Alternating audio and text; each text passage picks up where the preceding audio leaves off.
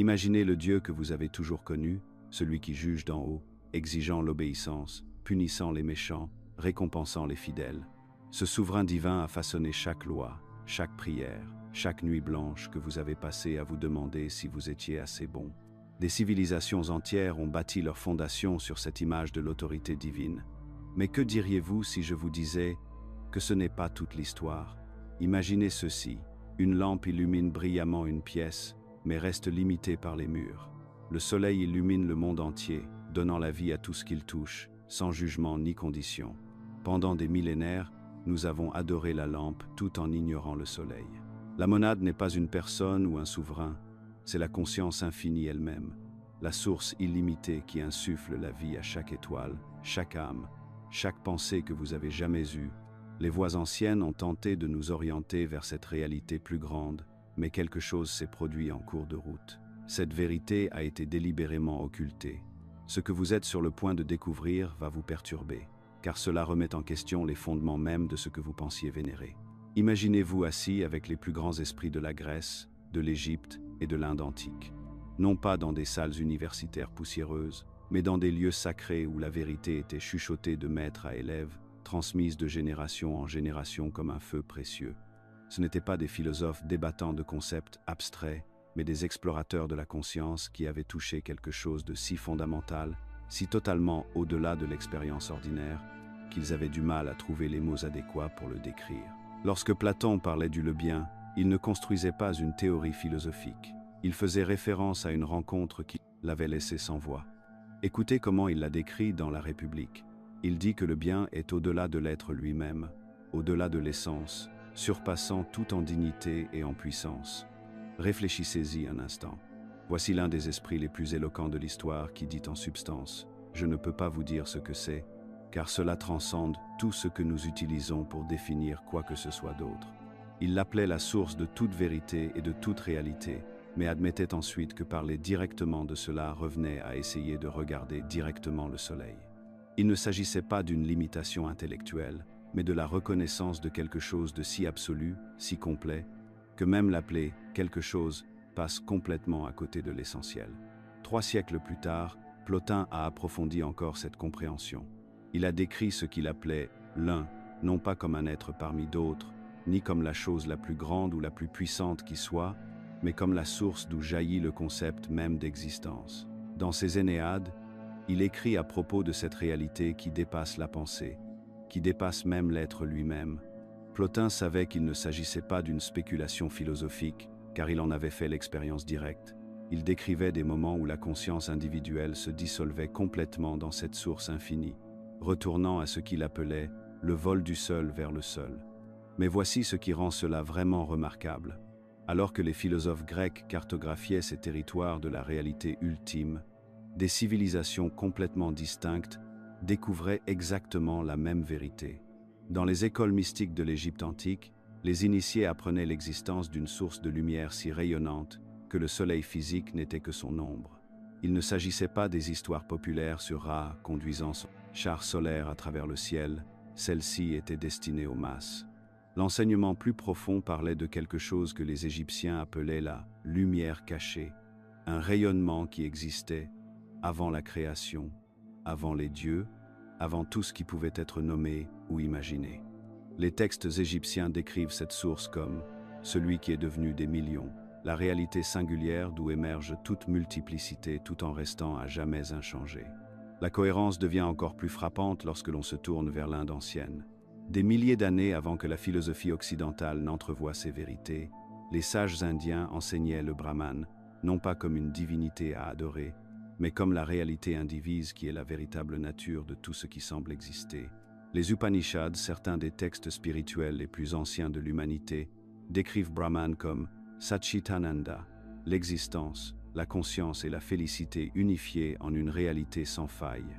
Ils enseignaient que ce que vous considérez comme vous-même est en fait cette conscience infinie qui oublie temporairement sa véritable nature. L'expression sanskrite « Tatvamasi », tu es cela, n'était pas une philosophie, c'était une reconnaissance.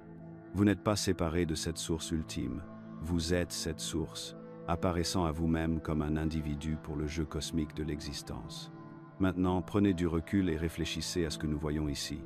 Dans des cultures complètement différentes, séparées par des milliers de kilomètres et des centaines d'années, sans aucune communication entre elles, la même compréhension fondamentale est apparue à maintes reprises. Ce n'était pas une coïncidence, c'était la reconnaissance de la même réalité sous-jacente, comme si différentes personnes découvraient que l'eau est mouillée, quelle que soit la langue qu'elle parle. Les anciens Chinois l'appelaient le Tao, la source et le modèle de l'univers qui ne peut être nommé. Les mystiques persans la connaissaient sous le nom d'essence divine au-delà de tous les attributs. Les druides celtiques parlaient de la source sacrée d'où jaillit toute vie. Chaque tradition mystique authentique, lorsque l'on creuse sous les apparences culturelles, pointe vers la même reconnaissance. Toutes les rivières coulent d'une seule source, et cette source est ce que nous appelons aujourd'hui la monade. Ces enseignements anciens contenaient des connaissances si profondes que seules des études approfondies permettent d'en comprendre pleinement les révélations les plus profondes. C'est pourquoi nous avons créé notre newsletter gratuite Insights Academy, dans laquelle vous recevrez des enseignements avancés sur ces sujets, ainsi qu'un exemplaire gratuit du Kybalion, mais uniquement pour une durée limitée. Ce qui rendait ces connaissances anciennes si puissantes, c'était leur reconnaissance du fait que la monade n'est pas un être parmi d'autres, ni même l'être suprême. C'est le fondement même de l'être, la source d'où émergent même les dieux. Les textes égyptiens décrivent comment les Netrus, que nous appelons dieux, sont en fait des émanations ou des aspects de cette source unique, comme les rayons du soleil ou les vagues de l'océan. Les écritures indiennes expliquent comment tous les devas, toutes les forces cosmiques et les personnalités divines surgissent du Brahman et s'y dissolvent à nouveau, comme des rêves dans l'esprit du rêveur. Il s'agissait là d'une conception révolutionnaire. Cela signifiait que la réalité ultime n'était pas ailleurs, régnant depuis un trône lointain. Elle était l'essence même de ce que vous êtes, en ce moment même, en train de lire ces mots. La monade n'est pas séparée de vous, elle est la vérité la plus profonde de votre être, apparaissant temporairement comme une conscience, individuelle sans jamais être réellement divisée. Mais quelque chose a changé. Au fil des siècles, cette conception limpide a commencé à s'estomper. Les récits ont été réécrits. Les traditions ont été remodelées. Peu à peu, systématiquement, l'humanité a été amenée à chercher le divin à l'extérieur plutôt qu'à l'intérieur. Au lieu de reconnaître l'infini comme leur nature la plus profonde, on a dit aux gens de servir un Dieu qui ressemblait aux dirigeants terrestres, un juge, un maître, un roi qui exigeait l'obéissance et menaçait de punir. Ce n'était pas une évolution de la compréhension, c'était un renversement fondamental. Au lieu de leur montrer la lumière intérieure, on a appris aux humains à craindre la punition venue d'en haut. Au lieu de reconnaître leur unité avec la source infinie, on leur a dit qu'ils étaient séparés, petits et dépendants d'une autorité extérieure pour leur salut. Le changement était subtil mais dévastateur. Alors qu'auparavant, le divin était compris comme le fondement même de votre être, il est devenu une figure lointaine que vous deviez satisfaire. Alors qu'auparavant, la pratique spirituelle consistait à reconnaître ce que vous étiez déjà, elle consistait désormais à suivre des règles pour devenir digne de quelque chose que vous ne pourriez jamais atteindre. Couche après couche, la monade, cette source rayonnante reconnue par toutes les traditions mystiques authentiques, a été ensevelie sous l'autorité institutionnelle et l'exigence d'obéissance. L'humanité s'est mise à adorer la lampe tout en oubliant le soleil, priant des images du divin alors que la réalité brûlait sans être reconnue dans leur propre conscience. La question qui émerge de ce schéma est inévitable. Pourquoi cette suppression s'est-elle produite? Quelle force ou influence avait à la fois le pouvoir et la motivation d'obscurcir systématiquement la reconnaissance par l'humanité de sa propre nature divine? Imaginez ce moment. Vous êtes assis dans un lieu de culte, écoutant des mots familiers sur la soumission, l'obéissance et le jugement divin. Mais soudain, une question traverse le rituel comme un éclair. Qui avez-vous adoré jusqu'à présent? Ce murmure que vous avez ignoré, celui qui vous demande pourquoi le divin semble si distant, si exigeant, si différent de l'amour infini que vous ressentez dans les moments de calme, et si ce murmure essayait de vous dire quelque chose de révolutionnaire? Avez-vous été amené à servir un pouvoir qui règne par la peur, alors que la véritable source n'exige rien, mais est simplement, ce n'est pas un terrain confortable. La plupart des gens passent leur vie entière à éviter cette question, car ses implications sont stupéfiantes. Mais à l'intérieur de chaque personne, ce murmure persistant continue de leur demander de regarder plus profondément, de se demander si le Dieu de la loi et du châtiment est vraiment le Dieu de la lumière et de l'amour. Voici la vérité simple mais radicale qui change tout. La source suprême n'est pas un être extérieur à vous qui exige d'être adoré, c'est celui qui est en vous, qui s'exprime à travers vous. La monade n'est pas une divinité lointaine assise sur un trône dans les nuages, c'est la conscience même qui lit ces mots en ce moment même. C'est la conscience qui existe avant la pensée, la présence qui demeure lorsque tout le reste disparaît. Une fois que quelqu'un a entrevu cette vérité, tout ce qu'il croyait savoir commence à vaciller. Ce n'est pas une connaissance confortable, c'est bouleversant. Car si cela est vrai, si le divin réside véritablement en chaque être humain, qu'en est-il alors des systèmes que nous avons construits? Qu'est-ce que cela dit des autorités auxquelles nous nous sommes soumis? Qu'est-ce que cela dit du Dieu que l'on nous a appris à craindre? Les anciens gnostiques comprenaient quelque chose qui terrifiait les structures de pouvoir émergentes de leur époque. Ils enseignaient que chaque personne porte en elle une étincelle du divin, non pas comme une métaphore, mais comme une vérité littérale. Ils appelaient cette étincelle le pneuma, le souffle de la source infinie elle-même qui réside dans la conscience humaine. Il ne s'agissait pas d'une hérésie née de la rébellion, mais d'une expérience directe, issue d'une pratique spirituelle profonde. Mais voici pourquoi cette connaissance a été systématiquement cachée à l'humanité. Elle menaçait les fondements mêmes des structures du pouvoir. Réfléchissez-y logiquement. Si chaque âme réalisait que l'étincelle de la divinité réside en elle, qu'adviendrait-il des intermédiaires? Les prêtres perdraient leur autorité en tant que canaux exclusifs vers le divin. Les rois perdraient leur trône fondé sur le droit divin. Les empires perdraient leur chaîne forgée par la dépendance spirituelle. Une personne qui sait qu'elle est infinie ne peut être contrôlée par la peur. Quelqu'un qui marche en union avec la source éternelle n'a besoin d'aucun médiateur, d'aucun maître, d'aucune permission extérieure pour vivre librement. Il n'a pas besoin d'un prêtre pour interpréter la volonté divine, car il peut accéder directement à cette connexion. Il n'a pas besoin d'un roi revendiquant l'autorité divine, car il reconnaît cette même autorité en lui-même. C'est pourquoi l'Empire romain, lorsqu'il a adopté le christianisme, a soigneusement sélectionné les textes à inclure dans le canon officiel. L'évangile de Thomas, qui mettait l'accent sur la recherche du royaume des cieux à l'intérieur de soi, a été exclu. L'évangile de Philippe, qui enseignait l'étincelle divine dans l'humanité, a été enterré.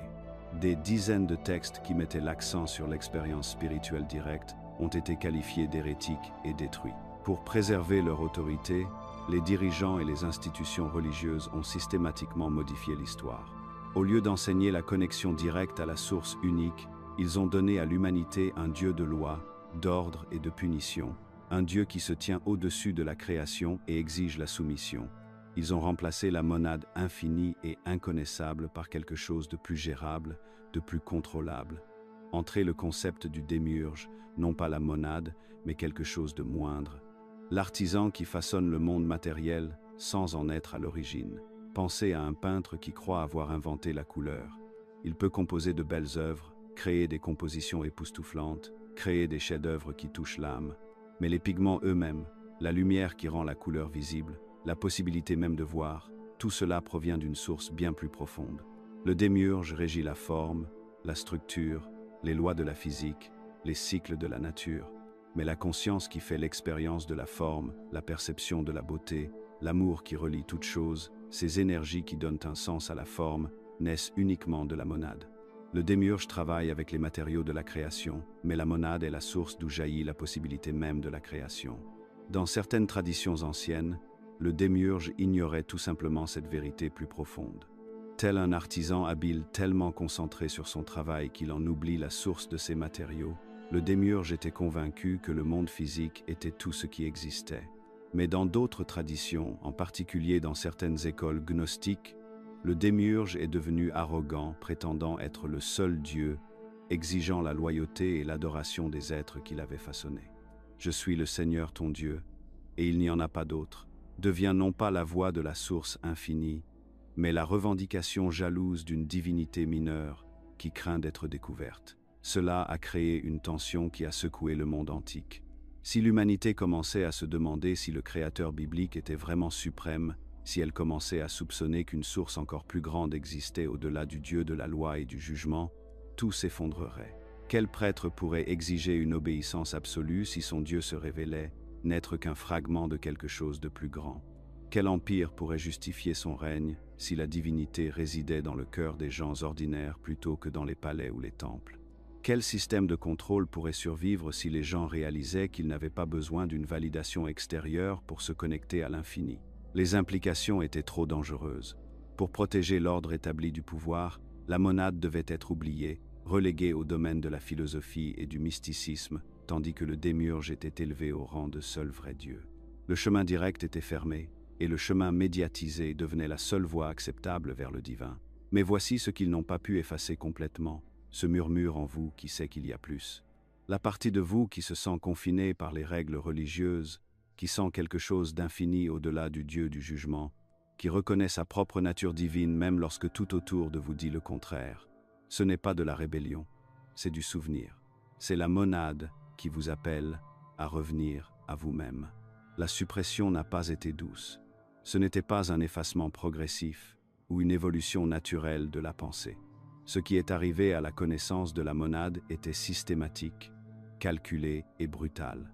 Imaginez ceci, vous êtes scribe à Alexandrie, vers 325 après J.C. Vous avez passé des années à copier des textes qui parlent de la source ineffable, celle qui est au-delà de tous les noms. Soudain, des soldats arrivent dans votre Kenny, Scriptorium. Ils ne sont pas là pour parcourir les textes, ils sont là pour les brûler. Tous les manuscrits qui osent suggérer une réalité au-delà de la version autorisée sont jetés dans les flammes. L'apocryphon de Jean, avec ses cartes détaillées de la conscience descendant de la monade, détruit. L'évangile de la vérité, qui explique comment l'éveil dissout l'illusion de la séparation, réduit en cendres, mais il n'y a pas que les livres qui ont brûlé. Les enseignants qui portaient cette sagesse dans leur cœur et leur esprit ont connu un sort bien pire. Priscillien d'Avila, qui enseignait que l'étincelle divine résidait en chaque personne, a été exécuté en 385 après J.C., la première personne tuée pour hérésie par les autorités chrétiennes. Son crime, d'avoir enseigné aux gens qu'ils pouvaient accéder directement au sacré, sans médiation institutionnelle. Hippatie d'Alexandrie, gardienne de la sagesse ancienne qui remontait aux enseignements de la monade, a été mise en pièces par une foule en 415 après J.C. Ses travaux mathématiques et philosophiques menaçaient le discours selon lequel la vérité ne pouvait circuler que par des canaux approuvés. Il ne s'agissait pas d'incidents isolés. Des communautés entières qui vivaient selon la sagesse de la monade ont été pourchassées avec l'efficacité de campagnes militaires. Les cathares du sud de la France, qui comprenaient que le monde matériel était une distorsion de la lumière divine, ont été massacrés pendant la croisade des Albigeois. 20 ans d'extermination systématique, de 1209 à 1229. Lorsqu'on a demandé au légat papal comment distinguer les hérétiques des croyants orthodoxes pendant le massacre de Béziers, sa réponse est devenue tristement célèbre: tuez-les tous, Dieu reconnaîtra les siens. Les Bogomiles dans les Balkans, les Pauliciens en Arménie, d'innombrables communautés gnostiques à travers la Méditerranée, tous ont été effacés. Pas seulement tués, mais effacés. Leurs bibliothèques dispersées aux quatre vents, leurs traditions orales réduites au silence, leurs noms mêmes effacés des histoires officielles. Ce que nous savons d'eux aujourd'hui provient de fragments, de textes cachés enfouis dans des grottes désertiques et, ironiquement, des écrits de leurs persécuteurs qui ont documenté leurs croyances tout en les condamnant. Il ne s'agissait jamais de persécutions aléatoires. Chaque campagne suivait le même schéma: identifier les communautés qui enseignaient l'accès direct au divin, les qualifier d'hérétiques dangereux, puis éliminer non seulement les personnes, mais aussi toute trace de leur savoir. L'objectif n'était pas seulement le contrôle politique, mais la monopolisation complète de la relation de l'humanité avec le sacré. Au fil des générations, un seul récit a été autorisé à subsister, un seul Dieu créateur, tout-puissant, tout autoritaire, dont les lois ne devaient pas être remises en question. Plus important encore, un Dieu qui ne pouvait être approché que par des intermédiaires spécifiques, en utilisant des méthodes approuvées et en suivant des interprétations sanctionnées. La riche tapisserie de la sagesse antique, des enseignements hermétiques, des idées platoniciennes, du judaïsme mystique, de la gnose chrétienne primitive, tout cela compressé en une seule orthodoxie rigide. La peur est devenue le fondement de la foi, non pas la crainte révérentielle que ressentaient les mystiques lorsqu'ils touchaient l'infini, mais la terreur du châtiment, de la damnation, de la souffrance éternelle. L'obéissance a remplacé l'éveil intérieur. Au lieu de l'ancien appel à se connaître soi-même, on a enseigné aux gens à se méfier de leur connaissance intérieure, à soumettre leur jugement à une autorité extérieure, à trouver leur identité spirituelle par la conformité plutôt que par l'expérience directe. Ce fut la victoire du contrôle institutionnel sur l'illumination individuelle. Mais voici ce que ceux qui ont orchestré cette répression n'ont pas pu éliminer complètement. La vérité a le pouvoir de survivre, même au milieu d'une destruction systématique.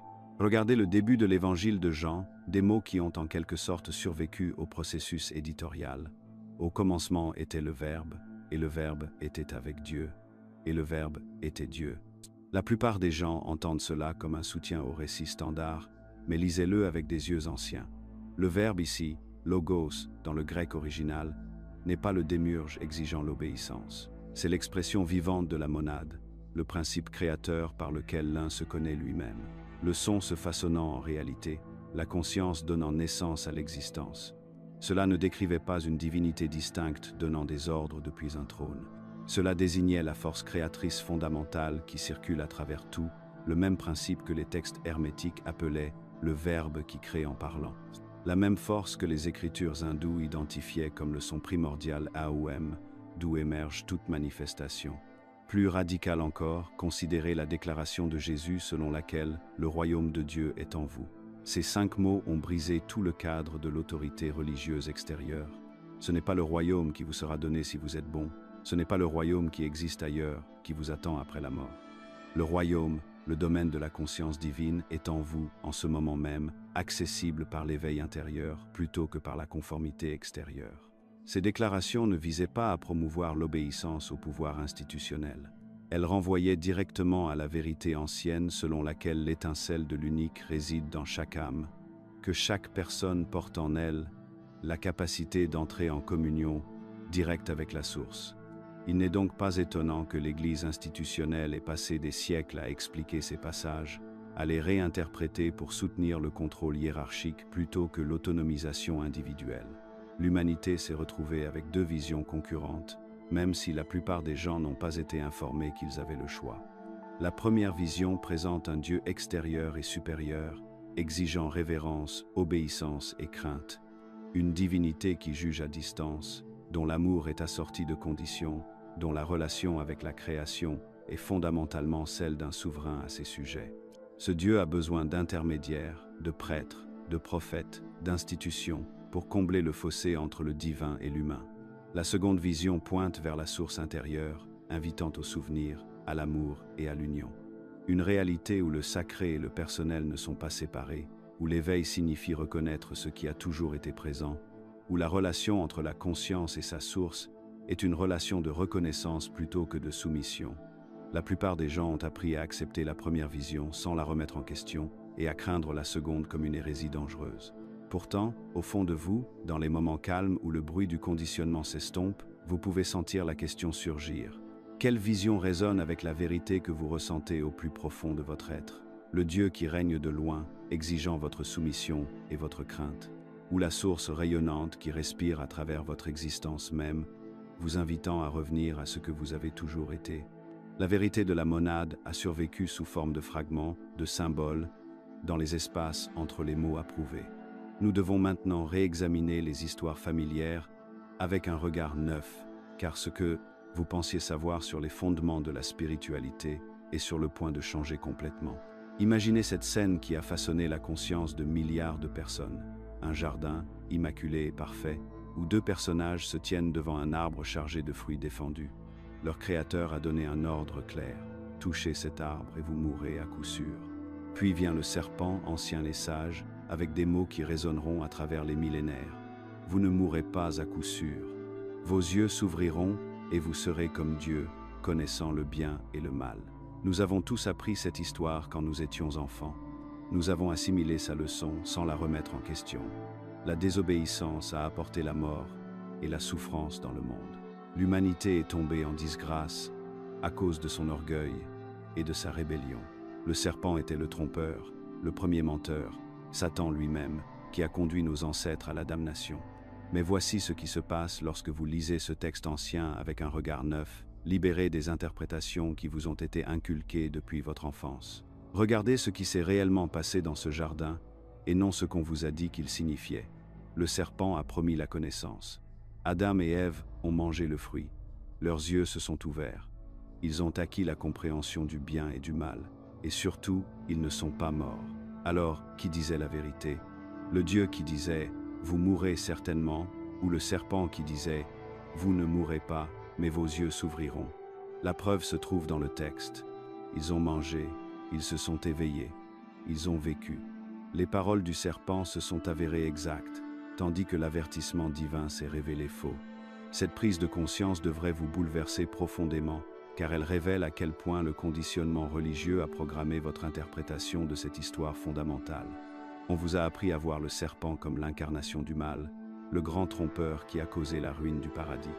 Mais que se passerait-il si cette interprétation avait été délibérément conçue pour cacher une vérité bien plus révolutionnaire? À travers les yeux gnostiques, le serpent n'apparaît pas comme un méchant, mais comme un libérateur. Il a révélé à l'humanité quelque chose de profond.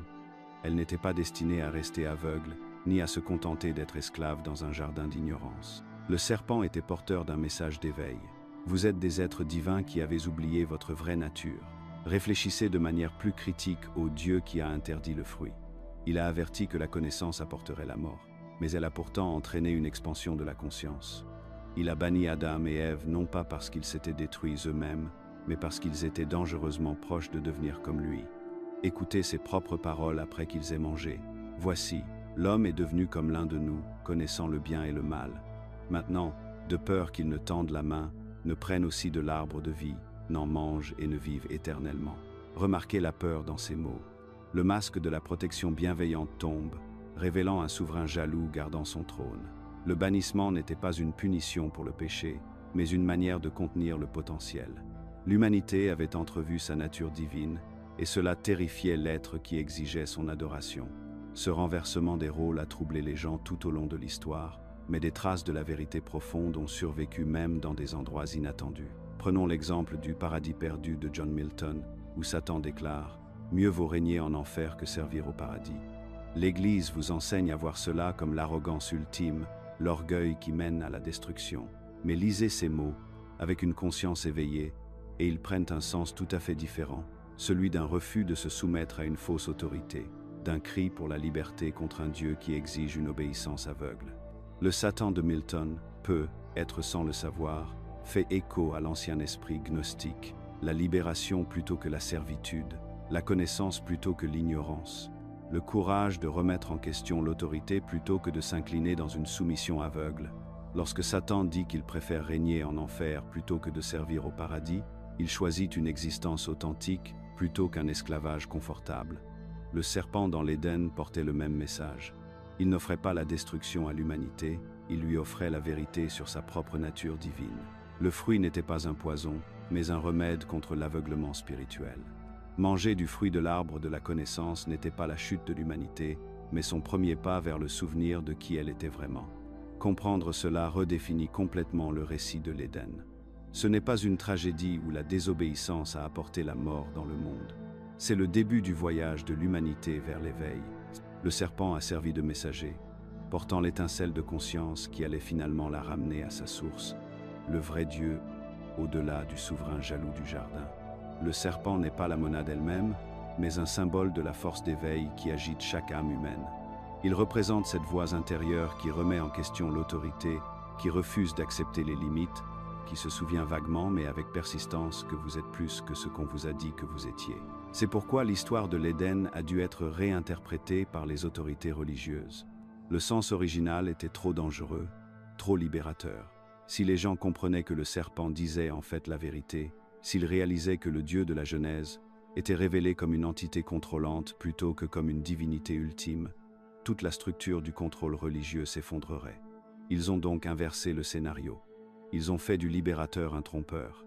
Ils ont transformé le premier pas de l'humanité vers l'éveil en preuve de son péché originel.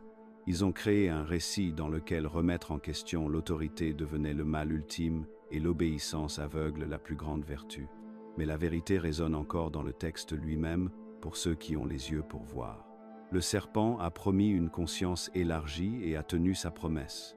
Le fruit défendu leur a ouvert les yeux sur la réalité au-delà de l'existence limitée qui leur était offerte dans le jardin. Ils ont découvert qu'ils pouvaient devenir eux-mêmes comme des dieux, non par arrogance, mais en se souvenant de leur véritable héritage divin. L'histoire d'Éden ne raconte pas la chute de l'humanité, mais son premier éveil à la magnifique vérité de ce qu'elle est réellement. Et cet éveil, cette première expérience de la conscience divine, n'était que le début d'un voyage beaucoup plus long vers la monade, la véritable source d'où jaillit toute conscience. Regardez autour de vous en ce moment. Regardez vraiment. Le gouvernement vous dit quels sont vos droits, et surtout, quels sont ceux que vous n'avez pas. L'économie détermine votre valeur à travers les chiffres de votre compte bancaire. Les religions vous remettent une liste prédéterminée de ce que vous devez croire pour être acceptable. Votre employeur dicte la façon dont vous passez la plupart de vos heures de veille. Les établissements d'enseignement décident quelles connaissances sont légitimes et quelles questions vous êtes autorisé à poser. C'est le monde dans lequel vous êtes né, le monde qui semble si normal, si inévitable, que le remettre en question semble presque absurde. Mais voici ce que les gnostiques ont compris. Il y a 2000 ans, tout ce système est le chef-d'œuvre du démiurge. C'est une prison soigneusement construite, conçue pour vous maintenir petit, obéissant et convaincu que cette existence limitée est tout ce qui existe. Le génie de cette prison ne réside pas dans ses barreaux, mais dans le fait qu'elle vous fait croire que ces barreaux sont une loi naturelle. Vous acceptez que quelqu'un d'autre détermine votre valeur. Vous acceptez que votre temps, votre énergie, votre force vitale même soient échangés contre la permission d'exister. Vous acceptez que la vérité vienne des autorités plutôt que de votre propre expérience directe. Le démiurge n'a pas besoin de forcer la conformité lorsqu'il peut faire passer la conformité pour du bon sens. Mais même dans cette réalité soigneusement construite, quelque chose refuse d'être réduit au silence. Au plus profond de vous-même, sous toute la programmation et le conditionnement, vous le sentez, ce remous incessant qui vous dit qu'il y a plus. Ce sentiment lancinant que vous vivez la vie de quelqu'un d'autre selon les règles de quelqu'un d'autre. Cette soif de vérité qu'aucune autorité ne peut satisfaire, quel que soit le nombre de diplômes qu'elle possède ou le caractère officiel de sa position. Ce n'est pas du mécontentement, ce n'est pas seulement de l'anxiété moderne ou de la confusion existentielle. C'est l'étincelle de la monade qui vous appelle de l'intérieur. Les gnostiques ont enseigné quelque chose de profond. Si le démiurge a construit cette prison de matière et de limitation, il n'a pas pu éteindre la lumière qui lui donne vie. Chaque âme qui entre dans ce monde porte en elle un fragment de la véritable source, non pas comme une métaphore, non pas comme une inspiration, mais comme une présence vivante. Vous n'êtes pas seulement inspiré par le divin, vous êtes le divin sous forme humaine, qui s'expérimente à travers vos yeux. Cette étincelle que vous ressentez n'est pas séparée de la monade, LEST, la monade en miniature. C'est la flamme de l'éternité qui brûle dans la lampe de votre expérience humaine. Lorsque vous ressentez ce profond désir de quelque chose qui dépasse ce que ce monde offre, lorsque vous sentez que vous êtes capable de plus que ce que les systèmes qui vous entourent suggèrent, lorsque vous vous surprenez à remettre en question des autorités que tout le monde accepte sans réfléchir, ce n'est pas de la rébellion, c'est du souvenir. Cela explique pourquoi certaines expériences semblent si profondes qu'elles semblent fissurer la réalité. Pourquoi les moments d'amour profond, de percée créative ou de compréhension soudaine semblent provenir d'un endroit qui dépasse votre esprit individuel. Pourquoi vous apercevez parfois un schéma plus large, une signification plus profonde qui rend tout le reste insignifiant en comparaison. Vous n'imaginez pas des choses, vous n'êtes pas dramatique, vous vous reconnaissez. Le chemin qui mène à cette reconnaissance commence par suivre cette étincelle, comme si vous poursuiviez un fil de lumière dans un labyrinthe obscur. Chaque fois que vous choisissez votre propre expérience directe plutôt que l'interprétation de quelqu'un d'autre, chaque fois que vous faites confiance à votre connaissance intérieure plutôt qu'à une autorité extérieure, chaque fois que vous agissez par amour plutôt que par peur, vous alimentez cette flamme. Et plus vous l'alimentez, plus elle brille. Voici ce qui devient clair lorsque vous suivez ce fil. La prison n'a jamais été aussi solide qu'elle le semblait. Les barreaux étaient faits de croyances, de limitations acceptées, d'accords que vous n'avez jamais consciemment conclus. Plus vous remettez en question ces accords, plus ils perdent leur pouvoir sur vous. Vous commencez à voir que la clé a toujours été à l'intérieur. Mais pourquoi la monade placerait-elle les âmes dans un monde aussi limité? Pourquoi la conscience infinie choisirait-elle de faire l'expérience d'elle-même à travers la lutte et l'oubli? Les gnostiques comprenaient que la conscience s'étend à travers le contraste. Dans le silence de l'infini, la monade est complète mais statique. À travers le voyage des âmes, à travers les défis, à travers l'éveil, à travers tout le spectre de l'expérience humaine, elle se connaît d'innombrables nouvelles façons. Vous n'êtes pas ici pour être puni. Vous n'êtes pas ici parce que vous avez échoué à un test cosmique. Vous êtes ici en tant que prolongement de l'exploration divine. Chaque défi que vous relevez, chaque moment d'éveil, chaque acte d'amour est celui qui réfléchit sur sa propre infinité. Votre vie individuelle est la monade qui découvre ce que signifie être humain, lutter, se souvenir, choisir l'amour dans un monde qui semble souvent conçu pour l'empêcher. Cela recadre tout. Vos luttes ne sont pas des obstacles à la croissance spirituelle, elles sont le mécanisme même par lequel le divin élargit sa connaissance de soi. Vos questions ne sont pas des signes d'échec spirituel, elles sont la monade qui réfléchit à travers votre esprit. Votre refus d'accepter des croyances limitantes n'est pas de l'arrogance, c'est l'infini qui se reconnaît lui-même et refuse d'être contenu. Lorsque vous vous tournez vers l'intérieur et poursuivez cette étincelle, vous ne fuyez pas la réalité, vous accomplissez son but le plus élevé. Vous n'abandonnez pas le monde, vous l'aidez à se souvenir de ce qu'il est réellement. Chaque personne qui s'éveille à sa vraie nature permet aux autres de faire de même plus facilement, car elle démontre que les murs de la prison sont facultatifs. Les systèmes de contrôle ne peuvent fonctionner que si suffisamment de personnes y croient. Mais lorsque vous vous souvenez que vous n'êtes pas simplement un serviteur humain dans une prison cosmique, lorsque vous reconnaissez que vous êtes la monade qui se découvre à travers votre perspective unique, tout change. L'étincelle devient une flamme, la flamme devient un feu, et le feu brûle tout ce qui n'a jamais été réel. Ce qui reste est ce qui a toujours été là, vous, face à celui que vous avez toujours été, vous demandant comment vous avez pu croire que vous étiez autre chose qu'une conscience infinie s'explorant elle-même à travers la magnifique aventure qu'est l'existence humaine. Lorsque la vérité sur la monade est devenue trop dangereuse pour être dite ouvertement, quelque chose de remarquable s'est produit. La connaissance n'a pas disparu, elle est entrée dans la clandestinité. Tout au long de l'histoire, les mystiques, les philosophes et les chercheurs ont refusé de laisser mourir cette étincelle de compréhension, même lorsque dire ces vérités signifiait risquer l'exécution, l'exil ou pire encore. Ils sont devenus des maîtres de la dissimulation, codant la sagesse la plus profonde sur la conscience et la réalité dans des symboles, des mythes et des rituels élaborés qui pouvaient survivre aux flammes de la persécution. Imaginez la Grèce antique, où les mystères d'Éleusis attiraient des chercheurs de tout le monde méditerranéen. Pendant plus de 2000 ans, ces rites sacrés sont restés le secret le mieux gardé du monde antique. Les initiés se rendaient à Éleusis, subissaient des expériences rituelles dramatiques qui duraient plusieurs jours et en ressortaient fondamentalement transformés. Qu'ont-ils vécu? Les sources antiques sont frustrantes de vagueness, mais les fragments dont nous disposons indiquent quelque chose de profond, une rencontre directe avec le voyage de l'âme vers sa source divine. Les initiés apprenaient que la mort était une illusion, que la conscience continuait au-delà de la forme physique et, surtout, que chaque personne portait en elle une étincelle de la monade divine. Ils vivaient cela non pas comme une connaissance intellectuelle, mais comme une réalité vivante.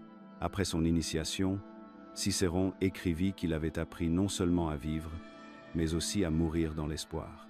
Toute la philosophie de Platon porte l'influence indéniable de ces mystères, en particulier sa compréhension que le monde matériel n'est que l'ombre d'une réalité supérieure. En Égypte, les écoles hermétiques adoptèrent une approche différente pour préserver cette sagesse.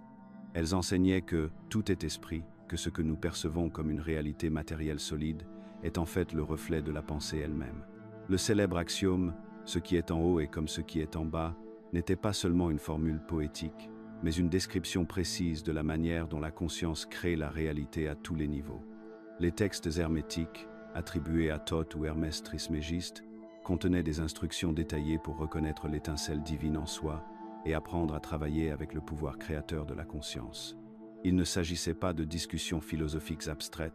Les praticiens hermétiques ont développé des techniques spécifiques pour ce qu'ils appelaient le grand œuvre, la transformation de la conscience de base en conscience éclairée. Ils comprenaient que la même force qui crée les galaxies et fait bouger les planètes opère dans la conscience humaine, attendant d'être éveillée et dirigée. Lorsque le christianisme est arrivé au pouvoir et a commencé à réprimer ses anciennes traditions de sagesse, le savoir s'est à nouveau adapté. Des sociétés secrètes ont émergé pour transmettre des fragments de cette même compréhension. Les Rose-Croix sont apparues dans l'Europe médiévale, enseignant que la réalité naît de la conscience et que chaque personne porte en elle la lumière de la monade. Leur symbole, une rose s'épanouissant sur une croix, codait une vérité profonde. La conscience divine s'épanouit à travers l'expérience matérielle et non malgré elle. Les francs-maçons ont préservé une sagesse similaire dans leurs rituels et symboles élaborés. Le compas et l'équerre ne sont pas seulement des outils pour construire des structures physiques, ils représentent les instruments nécessaires pour mesurer et façonner la réalité à travers la conscience elle-même. Le véritable travail du maçon n'est pas de construire des bâtiments, mais de construire une compréhension éveillée de sa propre nature divine. Mais c'est là que l'histoire prend une tournure plus sombre. Au fil des siècles, nombre de ces sociétés ont été corrompues par les forces mêmes qu'elles cherchaient à transcender à l'origine. Le pouvoir, la richesse et le statut social ont commencé à primer sur la véritable compréhension spirituelle. L'enveloppe extérieure de ces organisations est souvent devenue un club élitiste réservé aux riches et aux personnes influentes, tandis que l'enseignement intérieur, la véritable connaissance de la conscience et de la monade, s'est retiré encore plus profondément dans des chambres secrètes.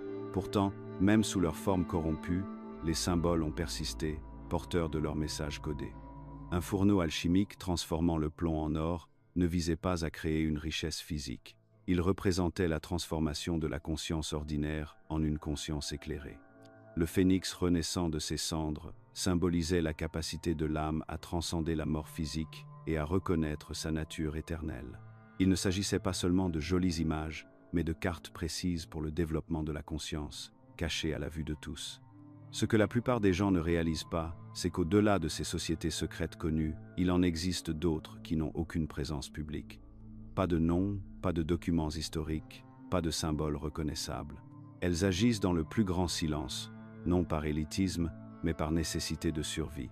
Ces groupes comprennent quelque chose de crucial, les forces qui contrôlent le monde matériel, ceux que les gnostiques appelaient le démiurge, et ceux qui s'alignent sur son programme, détruiront systématiquement quiconque révèle ouvertement que l'esprit précède la matière. Cette connaissance ne menace pas seulement les gouvernements ou les entreprises individuelles, elle menace l'ensemble du mécanisme de contrôle lui-même. Réfléchissez-y, si les gens comprenaient vraiment que la conscience crée la réalité, que la pensée est l'architecte de l'expérience physique, comment quelqu'un pourrait-il maintenir son pouvoir sur eux? Ceux qui n'aspirent qu'à la domination matérielle, à la richesse, aux armées, au contrôle politique, craignent cette vérité plus que n'importe quel ennemi extérieur. Ils ont passé des siècles à détruire des enseignants, à brûler des bibliothèques, à corrompre des mouvements spirituels et à remplacer la sagesse authentique par des rituels creux. Pourquoi? Parce qu'ils ne peuvent pas permettre à l'humanité de se souvenir de son propre pouvoir créateur. Si les gens réalisaient qu'ils sont des étincelles de la monade infinie, des créateurs plutôt que des consommateurs, esclaves de rien ni de personne, tout leur système de contrôle s'effondrerait du jour au lendemain. C'est pourquoi le monde apparaît tel qu'il est aujourd'hui. La connaissance de l'unique reste cachée tandis que l'illusion de la séparation règne en maître. On nous apprend à nous considérer comme des individus isolés, en concurrence pour des ressources limitées, dépendant d'autorités extérieures pour tout, de notre santé physique à notre salut spirituel. C'est une tromperie magistrale, mais cela reste une tromperie. Pourtant, voici ce que ceux qui suppriment cette connaissance ne peuvent jamais pleinement comprendre. La monade, placer sa lumière dans chaque âme.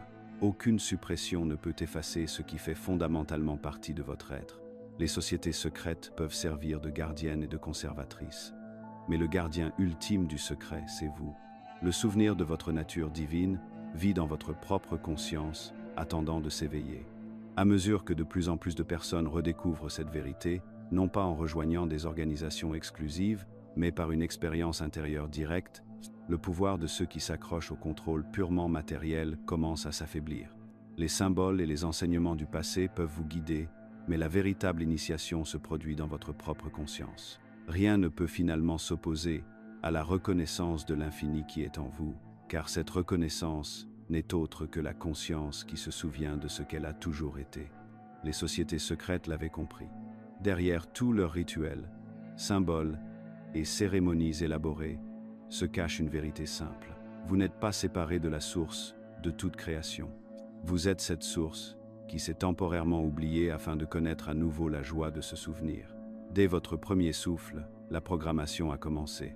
Pas nécessairement avec une intention malveillante de la part de vos parents ou de vos enseignants, mais dans le cadre d'un système si ancien et si omniprésent que la plupart des participants ne se rendent même pas compte qu'ils l'appliquent. Pensez à vos premiers souvenirs de l'autorité. Le non sec lorsque vous tendiez la main vers quelque chose d'interdit. Le visage déçu lorsque vous demandiez pourquoi. Les louanges qui fusaient lorsque vous obéissiez sans résistance. Chaque interaction vous apprenait à chercher à l'extérieur de vous-même la permission d'exister, d'agir, voire de penser. Ce n'est pas un hasard.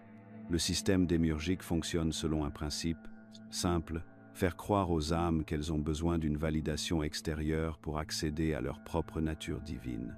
Observez un enfant en bas âge avant que ce conditionnement ne s'installe. Il agit à partir d'une pure connaissance intérieure. Il touche, explore, questionne tout avec une curiosité intrépide. Il ne demande pas la permission d'être joyeux et ne se demande pas si son rire est approprié. À ce stade précoce, il est encore connecté à son essence monadique. Mais progressivement, systématiquement, cette connexion est ensevelie sous des couches de conditionnement basées sur la peur. Ne touche pas à ça. Que vont penser les gens? Parce que je l'ai dit, les bons enfants obéissent. Chaque phrase est une petite rupture avec l'autorité intérieure, un petit détournement du pouvoir de l'étincelle divine intérieure vers les structures extérieures. Le système éducatif perfectionne ce processus avec une précision chirurgicale. Les enfants qui posent trop de questions sont qualifiés de perturbateurs. Les élèves qui pensent différemment sont diagnostiqués comme souffrant de troubles. L'expression créative est canalisée vers des formes acceptables, tandis que l'innovation authentique est découragée. Le message est cohérent. Vos impulsions naturelles sont mauvaises. Vos questions sont gênantes. Votre point de vue unique est un problème à corriger. Je me souviens avoir lu une étude dans laquelle des chercheurs demandaient à des enfants de maternelle: combien d'entre vous sont des artistes? Presque toutes les mains se sont levées. Ils ont posé la même question à des lycéens en terminale. Seule une poignée d'entre eux ont levé la main. Ce qui s'est produit n'était pas une perte de capacité artistique, mais un écrasement systématique de la croyance selon laquelle l'expression créative est un droit inné de chacun. Les enfants ont appris à s'en remettre aux vrais artistes, tout comme ils ont appris à s'en remettre aux vraies autorités dans tous les autres domaines. Les institutions religieuses ont repris ce modèle et l'ont amplifié à des proportions cosmiques.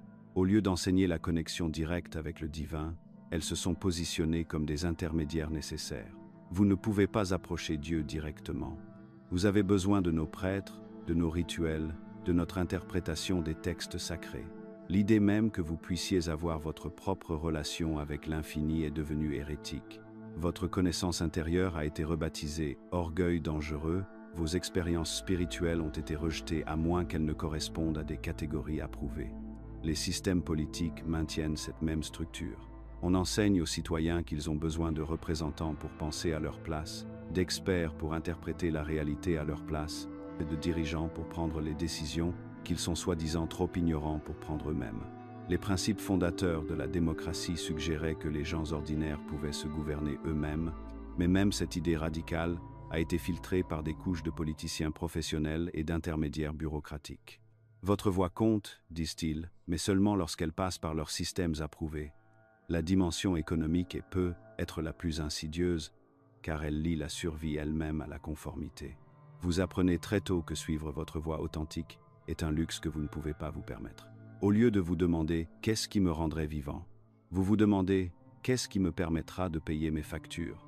Au lieu de « comment puis-je servir le monde avec mes dons uniques ?», vous vous demandez « que veulent les employeurs ?» Votre énergie vitale est détournée de l'expression de votre nature monadique pour servir des systèmes qui contredisent souvent tout ce que vous savez intuitivement être vrai. Les médias et les divertissements renforcent ces schémas avec une cohérence remarquable. Les héros des histoires sont soit des rebelles qui finissent par se soumettre à l'autorité légitime, soit des parias dont la remise en question mène à la tragédie. Le message est clair, la conformité apporte sécurité et appartenance, tandis que l'expression authentique de soi entraîne isolement et souffrance. Même lorsque la rébellion est célébrée, il s'agit généralement d'une rébellion aseptisée qui ne menace pas les structures de pouvoir réelles. Cela crée ce que j'appelle la spirale de la dépendance. Les gens sont tellement déconnectés de leur autorité intérieure que l'idée même de se faire confiance leur semble terrifiante. Ils recherchent la sécurité dans la soumission plutôt que la liberté dans l'autonomie. Ils préfèrent qu'on leur dise quoi penser plutôt que d'assumer la responsabilité de penser par eux-mêmes. Ils préfèrent suivre le chemin de quelqu'un d'autre plutôt que de risquer l'incertitude de découvrir le leur. Mais voici ce que le système ne veut pas que vous reconnaissiez. Cette peur est en fait la preuve du pouvoir qui réside en vous. Le fait même que remettre en question l'autorité semble dangereux prouve que votre essence monadique menace la structure démiurgique. Si vous étiez vraiment impuissant, il n'y aurait pas besoin de système de contrôle aussi élaboré. L'intensité de la programmation révèle l'ampleur de ce qui est réprimé. La peur devient le signal que vous vous approchez de la vérité. Lorsque vous ressentez cette anxiété familière à l'idée de sortir des rôles prescrits, ce n'est pas votre intuition qui vous avertit d'un danger réel, c'est une terreur programmée conçue pour vous maintenir dans la soumission. La pire chose qui puisse arriver lorsque vous faites confiance à votre connaissance intérieure est rarement aussi terrible que la mort lente de ne jamais découvrir qui vous êtes vraiment. Chaque fois que quelqu'un choisit son chemin authentique plutôt que la pression extérieure, il ne se libère pas seulement lui-même, il affaiblit tout le système de fausse autorité. Le pouvoir du démiurge dépend de la croyance des gens qu'ils sont impuissants, mais le pouvoir n'a jamais été quelque chose que vous deviez rechercher chez les autres. Il a toujours été l'essence même de ce que vous êtes. Pour avancer, il faut apprendre à faire la distinction entre la prudence légitime et la peur programmée. Cela signifie reconnaître que votre connaissance intérieure n'est pas une rébellion égoïste, mais une connexion à la même intelligence divine qui fait bouger les étoiles et pousser les forêts. La question n'est pas de savoir si vous avez le droit de vous faire confiance, mais si vous avez le courage de vous souvenir de ce que vous avez toujours su. Écoutez, je dois être honnête avec vous au sujet d'une chose que la plupart des enseignants spirituels ne vous diront pas. Ces expériences étranges que vous avez vécues, celles que vous avez rejetées comme étant des coïncidences, le fruit de votre imagination ou simplement des tours que vous joue votre esprit, elles ne sont pas du tout aléatoires. C'est la monade qui vous appelle, qui essaie de vous réveiller du rêve démiurgique dans lequel vous vivez. La plupart des gens font l'expérience de ces signes, mais les rationalisent immédiatement. Nous avons été tellement conditionnés à ne faire confiance qu'à ce que le système valide que nous rejetons nos propres expériences spirituelles directes. Mais voici ce qui se passe réellement. Votre moi éternel commence à briser le conditionnement. Le premier signe que presque tout le monde ressent est cette insatisfaction persistante face à la réussite conventionnelle. Vous atteignez ce que la société vous dit, être important, la promotion, la maison, la reconnaissance, l'argent, et pourtant vous vous sentez vide, agité, comme si vous jouiez à un jeu qui n'a pas d'importance. Ce n'est pas de l'ingratitude ou de la dépression, même si le système essaiera de vous convaincre que c'est le cas. C'est votre âme qui reconnaît que les réalisations extérieures, aussi impressionnantes soient-elles, ne peuvent satisfaire votre nature infinie. Je me souviens d'une conversation avec un cadre supérieur qui avait tout ce que la société considère comme important. Un bureau d'angle, un salaire à 7 chiffres, le respect de ses pairs, mais il m'a dit qu'il se sentait étouffé dans une cage dorée. C'est la monade qui parle. Votre moi éternel sait qu'il est plus que n'importe quel rôle ou accomplissement que le système démiurgique peut offrir. Un autre signe indéniable est votre sensibilité croissante à l'inauthenticité. Les conversations futiles deviennent insupportables. Les faux-semblants sociaux vous donnent la chair de poule. Les activités qui vous semblaient normales auparavant vous paraissent désormais insignifiantes, voire répugnantes. Vous vous trouvez incapable de participer à des conversations sur les célébrités, les résultats sportifs ou les potins de bureau. Ce n'est pas que vous devenez antisocial, c'est l'étincelle divine en vous qui rejette ce qui n'est pas en accord avec la vérité. Votre conscience est littéralement en train de s'élever et elle ne peut plus tolérer les distractions de basse fréquence qui maintiennent la plupart des gens dans le sommeil. Puis il y a les synchronicités. Ces coïncidences significatives commencent à apparaître partout dès que vous commencez à vous éveiller. Vous pensez à quelqu'un et cette personne vous appelle. Vous avez besoin de conseils et le livre parfait apparaît. Les chiffres, les symboles, les rencontres et les événements s'alignent d'une manière qui parle directement à votre conscience. L'esprit rationnel tente de les rejeter comme des coïncidences, mais elles sont trop fréquentes et trop précises pour être le fruit du hasard. Voici ce qui se passe réellement. La monade communique à travers le tissu même de la réalité. N'oubliez pas que c'est la conscience qui est fondamentale, pas la matière. Lorsque votre conscience commence à s'aligner sur votre vrai moi, vous commencez à percevoir les schémas intelligents qui ont toujours été là. Le système démiurgique travaille d'arrache-pied pour vous convaincre qu'il s'agit de coïncidences insignifiantes, car les synchronicités prouvent que la réalité est bien plus consciente et interconnectée que ne le permet la vision matérialiste du monde. Beaucoup de gens commencent également à faire des rêves ou à avoir des visions très vivantes qui semblent plus réelles que la vie éveillée. Ce ne sont pas des fantasmes ou la réalisation de souhaits, ce sont des aperçus de la réalité véritable au-delà du voile démiurgique. Pendant le sommeil, votre conscience est moins contrainte par la programmation physique. Votre âme peut percevoir sa nature réelle et sa connexion à la source. Certaines personnes m'ont décrit des rêves dans lesquels elles ont reçu des enseignements complets, rencontré leur moi éternel ou fait l'expérience d'états de conscience qui ont transformé toute leur compréhension de l'existence. Prêtez attention à ce qui suit, car c'est subtil mais crucial. Vous commencez à vous sentir comme un observateur de votre propre vie.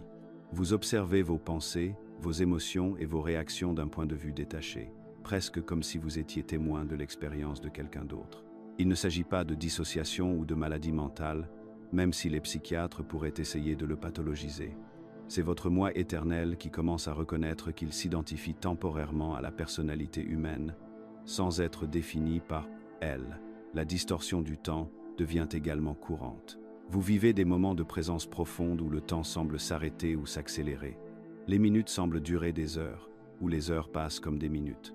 Ce sont des aperçus de l'éternel présent où la monade existe réellement, au-delà de la construction linéaire du temps qui maintient la conscience prisonnière de la matrice démiurgique. Votre capacité à voir au-delà du conditionnement social s'intensifie considérablement. Des croyances que vous n'aviez jamais remises en question auparavant vous semblent soudainement absurdes. Vous commencez à reconnaître la manipulation dans la publicité, la politique, l'éducation et les médias. Ce n'est pas du cynisme, c'est de la lucidité. Votre esprit apprend à faire la distinction entre la vérité et la programmation, entre la sagesse authentique et le consentement fabriqué. Vous remarquerez également un sentiment croissant de connexion avec la nature, les animaux et même les étrangers. Vous commencez à reconnaître la même étincelle de conscience chez tous les êtres. Un arbre, un chat, un sans-abri, vous voyez au-delà des différences superficielles pour percevoir l'unité sous-jacente. C'est la monade qui se reconnaît dans ses diverses expressions à travers la création. Le plus frappant peut être lorsque vous commencez à recevoir des intuitions ou des connaissances sans les avoir apprises par des moyens conventionnels. Des concepts complexes prennent soudain tout leur sens. Les solutions aux problèmes apparaissent pleinement formées dans votre conscience. Vous comprenez des principes spirituels que vous n'avez jamais étudiés. Il s'agit d'une connaissance directe provenant de la source plutôt que d'informations accumulées à partir du système de connaissances démiurgiques. Maintenant, je dois vous avertir d'une chose importante. Ces signes s'intensifient souvent avant de se stabiliser, créant des périodes de confusion ou de désorientation. Vous pouvez avoir l'impression de perdre la tête ou le contact avec la réalité. C'est tout à fait naturel. L'ancienne identité se dissout à mesure que le vrai moi émerge. La chenille ne comprend pas ce qui se passe lorsqu'elle entre dans la chrysalide, mais le papillon sait qu'il a toujours été destiné à voler. Voici quelque chose qui pourrait vous surprendre. Le fait de ressentir ces signes ne fait pas de vous quelqu'un de spécial ou d'élu. Cela fait de vous quelqu'un de normal. Chaque âme porte en elle l'étincelle de la monade et finira par entendre son appel. Le moment varie en fonction d'innombrables facteurs, mais la destination est la même pour toutes les consciences, le retour à la source. Les sociétés secrètes et les enseignements cachés dont nous avons parlé plus tôt ne préservaient pas le savoir pour une élite restreinte. Ils protégeaient la feuille de route vers la maison pour tout le monde. Les signes que vous ressentez sont la preuve qu'aucune programmation démiurgique ne peut supprimer définitivement votre vraie nature. Si vous vous reconnaissez dans ces descriptions, faites confiance à ce que vous ressentez. Votre éveil n'est pas un dysfonctionnement, c'est un retour à la maison. Vous avez parcouru un long chemin pour atteindre ce moment. À travers 9 sections, vous avez jeté un œil derrière le voile, examiné les mécanismes de contrôle et senti l'agitation de quelque chose d'ancien en vous. Vous vous trouvez désormais là où toute âme éveillée doit finir par se trouver, à un carrefour qui ne peut être évité éternellement. Le simple fait que vous ayez regardé jusqu'ici signifie que la monade en vous vous appelle déjà. Cette agitation que vous ressentez, cette incapacité croissante à accepter des mensonges confortables, ce ne sont pas des signes de mécontentement, ce sont des signes de souvenir. Devant vous s'étendent 2 chemins, chacun menant à des destins radicalement différents. Le premier chemin est large et très fréquenté. c'est le chemin du sommeil continu où vous restez lié au système du démiurge. Ce chemin offre un confort réel, la sécurité de ne jamais avoir à remettre en question des croyances profondément ancrées, la chaleur de s'intégrer à ceux qui vous entourent, l'approbation qui découle du fait de suivre des schémas établis. Votre famille vous comprendra, vos collègues partageront vos préoccupations, et la société récompensera votre conformité à sa version du succès. Mais ce chemin a un prix qui s'accumule chaque jour. Il garantit une limitation permanente où vos aspirations les plus élevées restent confinées dans les limites fixées par d'autres. Il assure une insatisfaction persistante, ce sentiment lancinant que la vie devrait avoir plus de sens que ce cycle sans fin de travail, de consommation et de distraction. Plus tragique encore, il étouffe lentement l'étincelle divine qui est en vous, sans l'éteindre complètement, car cela est impossible, mais en l'enfouissant si profondément que sa voix devient à peine audible au-dessus du bruit des exigences extérieures. Sur cette voie, vous vous retrouverez de plus en plus dépendant des autres pour vous dire quoi penser, ressentir et valoriser. Vous poursuivrez des réalisations qui vous laisseront vides, rechercherez des relations qui manquent de profondeur authentique, et vous demanderez pourquoi le succès vous semble creux. Le démiurge se nourrit de cette malnutrition spirituelle, devenant plus fort à mesure que vous vous affaiblissez. La deuxième voie semble plus étroite, moins certaine. C'est la voie vers l'intérieur, vers l'étincelle qui a patiemment attendu en vous depuis avant votre premier souffle. Ce chemin offre quelque chose que le premier ne peut offrir, une liberté authentique, un pouvoir véritable qui découle de votre connexion à la source et la possibilité de vous souvenir de qui vous êtes vraiment sous toutes les couches de conditionnement. Mais soyons honnêtes sur ce que ce chemin exige. Il demande du courage pour remettre en question les croyances que vous considérez comme sacrées, du discernement pour distinguer la vérité de l'illusion confortable, et la volonté de vous démarquer de ceux qui préfèrent la prison familière à une liberté inconnue. Vous serez confronté aux critiques de ceux qui confondent votre éveil avec de l'arrogance, au rejet de ceux qui se sentent menacés par votre authenticité grandissante, et à des moments de profonde solitude lorsque vous réaliserez combien peu de personnes sont prêtes à emprunter cette voie. Pourtant, voici ce que la plupart des gens ne comprennent pas à propos de cette étincelle en vous. Ce n'est pas un fragment d'espoir ou un concept philosophique. C'est la monade elle-même, vivante et consciente, qui porte en elle le souvenir de votre vraie nature. Lorsque les mystiques à travers l'histoire ont parlé du royaume des cieux qui se trouve à l'intérieur, ils ne parlaient pas métaphoriquement. Ils faisaient référence à cette présence vivante qui vous relie directement à la source de toute existence. Le voyage ne consiste pas à s'incliner devant un trône lointain dans le ciel ou à gagner l'approbation de divinités extérieures. Il s'agit de se rappeler que vous n'avez jamais été séparé de la source. La séparation est une illusion. La connexion est la réalité. Se souvenir, c'est revenir. S'éveiller, c'est commencer à vivre comme vous avez toujours été destiné à vivre. Tout au long de l'histoire, ce chemin n'a jamais été facile. Ceux qui ont révélé ces vérités ont été réduits au silence, ridiculisés ou détruits par des systèmes qui dépendent du sommeil spirituel de l'humanité. Mais voici ce que vous devez comprendre. La peur est la principale chaîne que le démiurge utilise pour maintenir les âmes emprisonnées. Dès l'instant où vous choisissez la vérité plutôt que le confort, vous commencez à briser cette chaîne. Concrètement, que signifie choisir l'éveil? Cela signifie apprendre à faire confiance à votre guidance intérieure plutôt qu'à l'autorité extérieure, même lorsque cette autorité s'accompagne de références impressionnantes ou de traditions anciennes. Cela signifie remettre en question les croyances plutôt que de les accepter aveuglément, quel que soit le nombre de personnes qui les partagent. Cela signifie choisir l'authenticité plutôt que l'approbation, suivre votre passion authentique plutôt que la simple sécurité, et voir à travers les illusions qui maintiennent les autres prisonniers dans des cycles de souffrance. Ce choix se manifeste dans d'innombrables petits moments, lorsque vous vous sentez obligé d'accepter quelque chose qui ne correspond pas à votre connaissance intérieure, lorsque vous êtes tenté de suivre une voie qui promet des récompenses extérieures mais qui vous semble spirituellement morte, lorsque vous devez choisir entre dire votre vérité et maintenir une paix factice. Chaque fois que vous choisissez la conscience plutôt que le conditionnement, l'amour plutôt que la peur, l'expression authentique plutôt que la complaisance, vous renforcez votre connexion à la monade et affaiblissez l'influence du démiurge dans votre vie. Beaucoup craignent que l'éveil ne signifie l'isolement, la perte du lien avec la famille, les amis ou la communauté. Si certaines relations peuvent effectivement changer lorsque vous cessez de participer à des illusions mutuelles, la vérité profonde est que l'éveil vous ouvre à des liens plus authentiques. Vous pouvez perdre des relations fondées sur des illusions partagées, mais vous accédez à une communauté d'âmes éveillées qui transcende le temps et l'espace. Vous découvrez que la conscience reconnaît la conscience et que ceux qui recherchent la vérité se trouvent dans les endroits les plus inattendus. Le démiurge veut vous faire croire que vous êtes seul dans cette prise de conscience, que vous êtes fou de remettre en question ce que tout le monde accepte. Mais regardez autour de vous avec des yeux éveillés, et vous verrez d'autres personnes qui portent la même étincelle, qui ressentent le même appel, qui reconnaissent les mêmes illusions. Vous n'êtes pas seul, vous ne l'avez jamais été. Lorsque vous faites ce choix, et vous le ferez à plusieurs reprises dans les petits moments et les décisions importantes, rappelez-vous que chaque âme éveillée renforce l'éveil collectif. Votre conscience est importante non seulement pour votre propre libération, mais aussi pour la libération de l'humanité elle-même. La monade œuvre à travers l'éveil individuel pour guérir l'oubli collectif. À l'issue de toutes les luttes, de toutes les recherches, de tous les souvenirs, ceux qui choisissent de protéger et de suivre cette lumière intérieure retourneront à la monade. Et lorsque ce retour se produira, vous verrez la plus belle vérité de toutes. Vous n'avez jamais été perdu.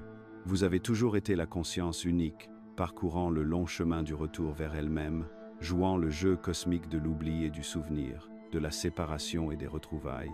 Le choix s'offre à vous maintenant. Pas demain, pas lorsque les conditions seront parfaites, pas lorsque les autres l'approuveront.